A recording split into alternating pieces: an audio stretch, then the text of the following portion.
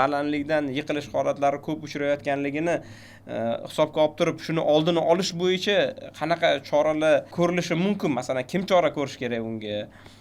Va uni nazoratini kim qilish kerak? Qurilishda xavfsizlik me'yorlari, ya'ni shaharsozlik qoidalarida ham aniq me'yorlar belgilangan. Ya'ni qurilish obyektidagi odam tushib ketish ehtimoli bo'lgan ochiq hududlar. Ya'ni bu o'sha balkon qismi yoki deraza qismi ko'ramiz-ku, masalan, qurilish bo'lyapti, balkonda chiqarib qo'ygan, faqatgina beton chiqib turibdi.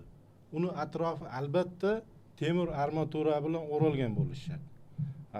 Aksariyat baxtsiz hodisalarda mana shunaqa holatlar bo'ladi-da. Mana bu joy ochiq, demak temir armatura bilan o'ralmagan, anu xodim yo telefonga chalg'iydi yoki bo'lmasa nimadir olaman deydi-da, o'sha yerdan tushib ketish ehtimoli bor. Agar shu joyga temir armatura bilan to'siq o'rnatib qo'ysa, demak baxtsiz hodisani oldini olish ehtimoli ortadi. Undan tashqari yuqorida aytib o'tdim, xavfsizlik kamari. Albatta xavfsizlik kamari yerdan 1,3 metr balandlikda ishlayotgan har bitta ishchi, qurilish obyektida bo'ladimi, boshqa obyektda bo'ladimi, albatta xavfsizlik kamaridan foydalanishi shart. Buning uchun ham xavfsizlik kamarini shunchaki beliga taqib qo'yish emas, uni o'zini foydalanish tartibi bor. Ya'ni beliga belgilangan tartibda taqib, uni qayerga ildirish kerak? Ani havozaga chiqib, narvonga chiqib, narvonni nimasiga, temiriga ildirib qo'yish noto'g'ri narsa bu.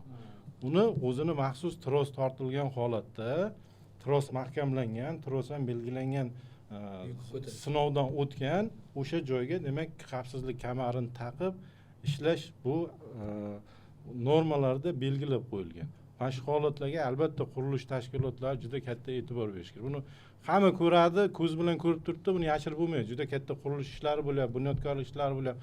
Baland binoda ko'ramiz, ochiq hududda to'g'risi pastda turib biz qo'rqib ketamiz-da. O'sha quruvchi shu joyda hech qanaqa himoya vositasi ishlatganligi biz qo'rqamiz. Vaholanki qonunchilikda aniq belgilab qo'yilgan normalar bor-da. Bundan tashqari mana rivojlangan davlatlar tajribasi deymiz. Hozirgi kunda qurilishlarda ham endi ko'ryapmiz, joriy bo'lganda mana qurilish bo'layotgan qavatni undan keyingi qavatda himoya to'rlari qilganda. Himoya to'rlari. Bu nafaqat o'sha bir ayniqsa Koreyada juda bunga puxta qaraydi Koreyada. Shunday qora tushib ketadimi yoki bir qo'ldagi asbob anjom tushadimi yoki g'isht yoki boshqa narsa tushib qoladimi, o'sha himoya to'rlari ushlab qoladi. O'shalarni joriy qilishimiz kerak.